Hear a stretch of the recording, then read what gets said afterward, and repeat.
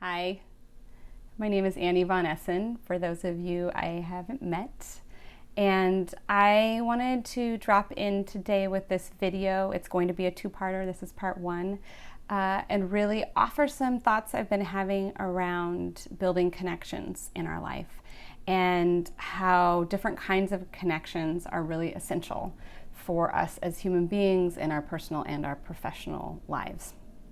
So, social connections really help us to learn and to grow, to feel joy, to have fun.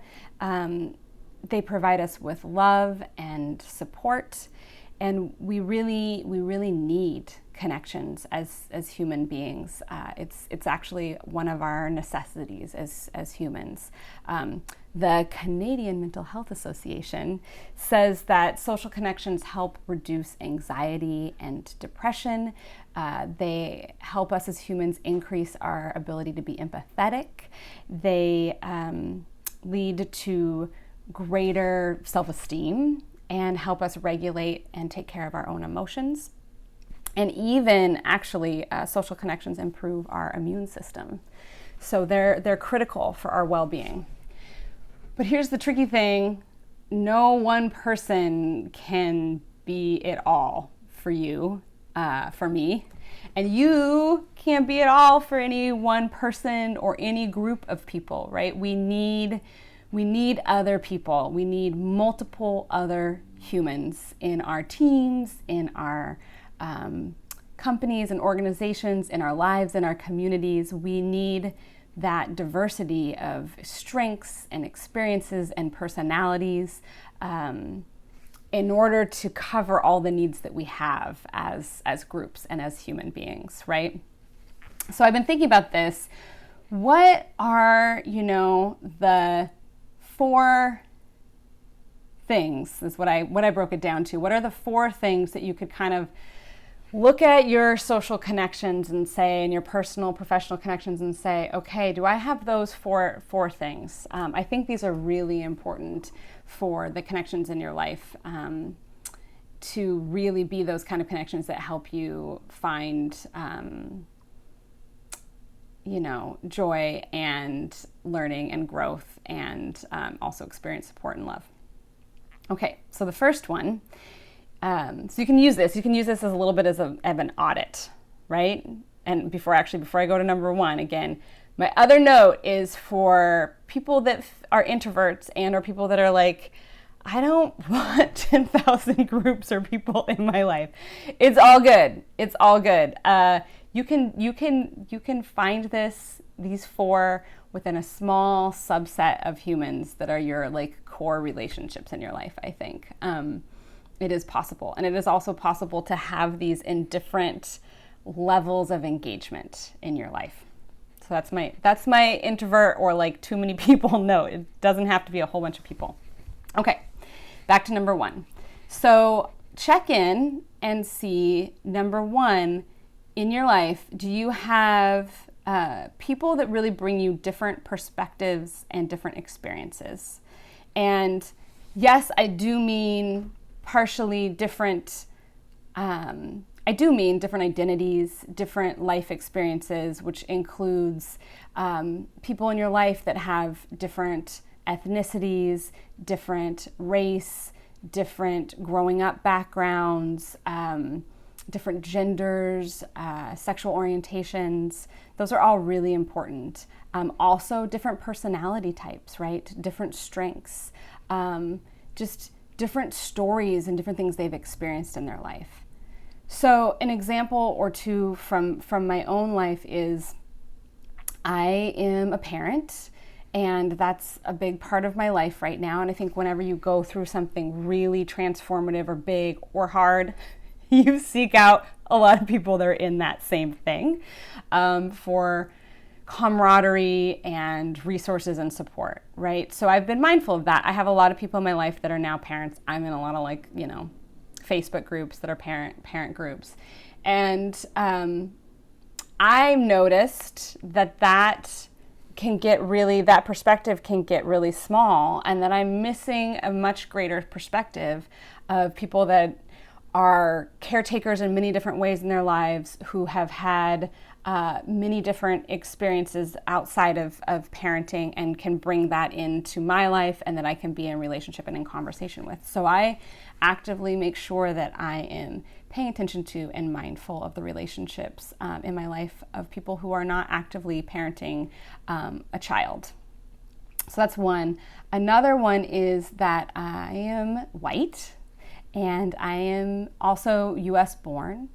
And in my professional work and in my personal life, I really strive to make sure I'm in relationship with people who have different life experiences because they are Black or brown or Indigenous, Asian American, and that I'm fostering and paying attention to and mindful of those relationships.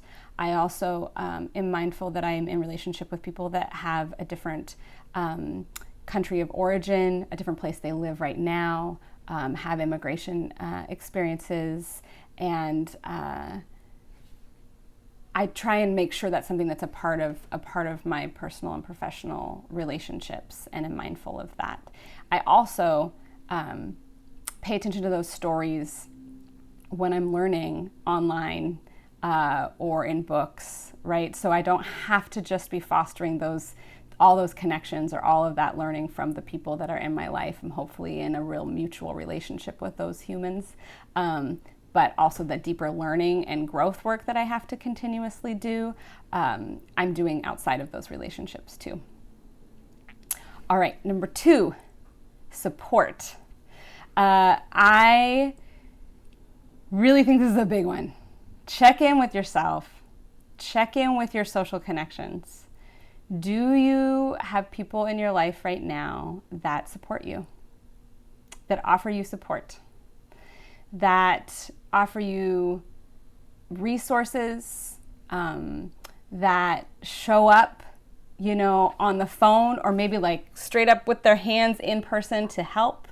And again, different kinds of support come from different people in your life, right? But do you have those people that you really feel like have got you when you need something, when you need support?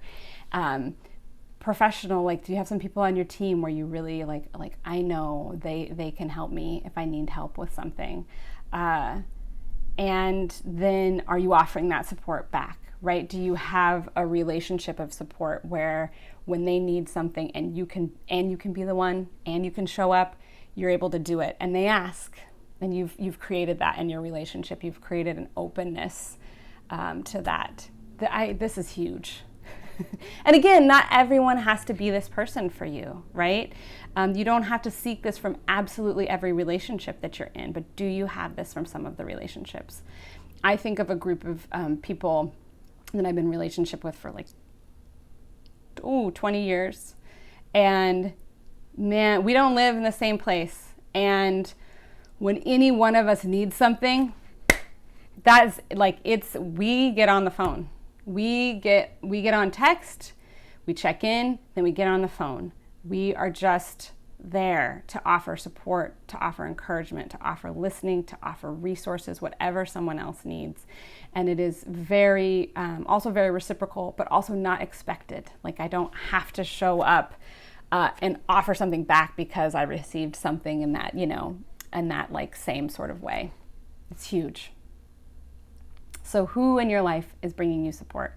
And again, if you're like, oh, dang, I'm not sure, I'm going to talk in the second video about how to really foster and build some of these different connections in your professional or personal life. All right, number 3, values alignment.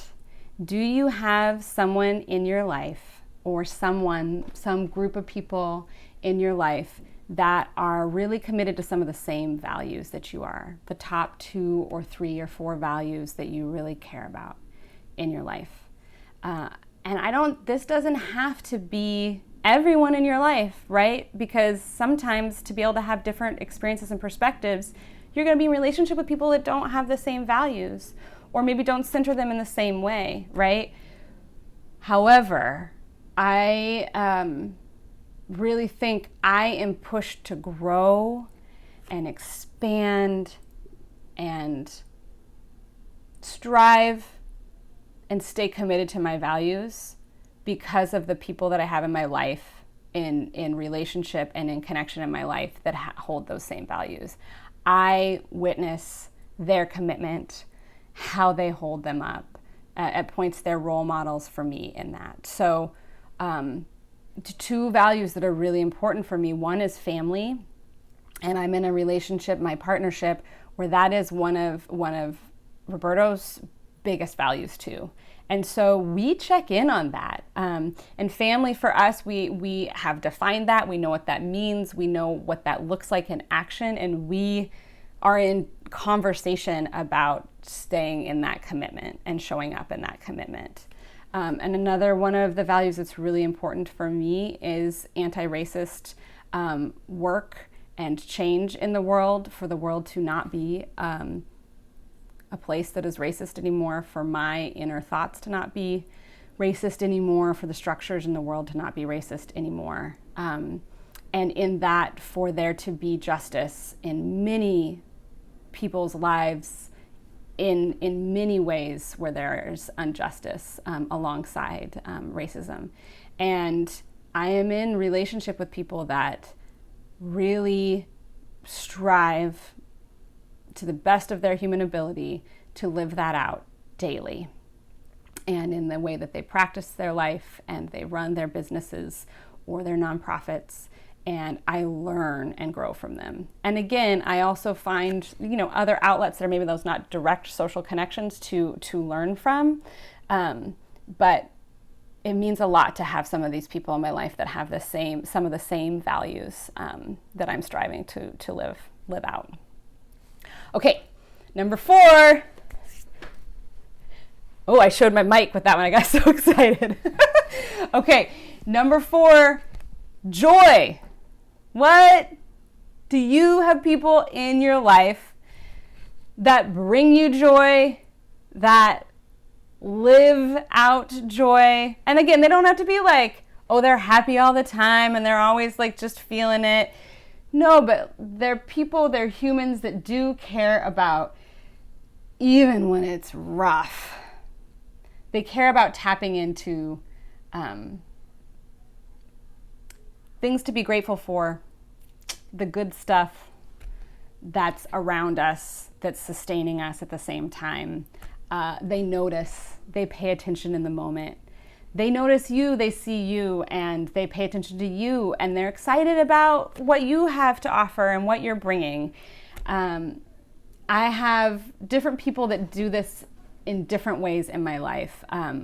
Whether it's in work scenarios where they sometimes bring real stories or laughter or goofiness or play, or people that I'm in relationship with in my personal life who just notice what's going on around them. They're aware of the cool things that are happening between humans. They're aware of the beautiful things that are happening in nature, in the natural world, and they stop and they point it out. They talk about it, or they feel it in their body. And people in my life that are willing to play, more so sometimes than I am, and encourage that in me, or to create, or to be in nature. So that's what it looks like for me. It may look really different for you, but who in your life is just bringing the joy? Who do you have that brings the joy? And again, if you were like, oh, I mean, right now, maybe not. One offer is, how are you bringing the joy in those relationships where it hasn't been there for a while? Is there a way in to bring the joy into relationship with other people that you're in, even professional relationships?